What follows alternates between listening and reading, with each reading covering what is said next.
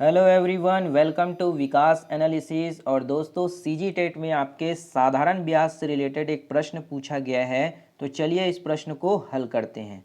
प्रश्न कहता है, यदि एक महाजन साधारण ब्याज 5% की दर से 1500 रुपये 4 वर्ष के लिए ब्याज में देता है, तो 4 वर्ष के बाद उसे कितने प्रतिशत लाभ होगा, है ना। कितना प्रतिशत उसे लाभ होगा 4 साल के बाद, ये पूछा जा रहा है।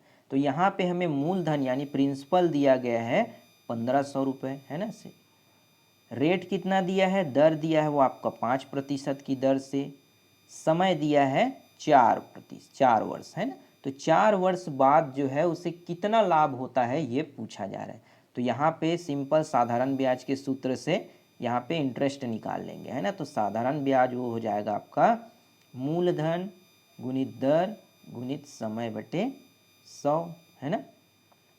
तो यहाँ पे हो जाएगा आपका मूलधन कितना है 1500, है ना।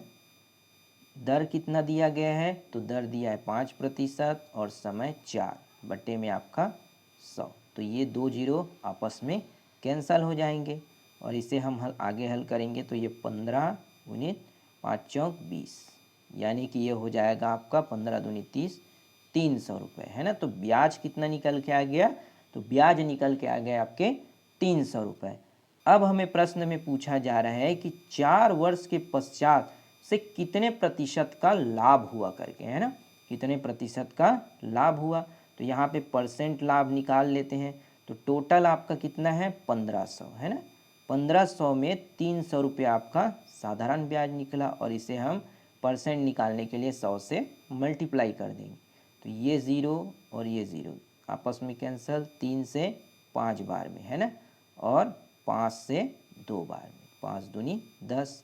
तो यहाँ पे आपका निकल के आ जाएगा 20%। कितना, 20% जो है उसे लाभ होगा 4 साल बाद, है ना। 4 साल बाद कितने का लाभ होगा, 20% का लाभ होगा। तो ये आपका यहाँ पे 20% करेक्ट आंसर हो जाएगा, है ना। तो चलिए देखते हैं ऑप्शन में।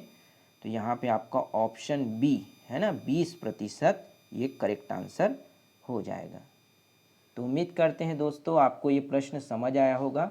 वीडियो बढ़िया लगा हो तो चैनल को सब्सक्राइब सपोर्ट जरूर करिएगा।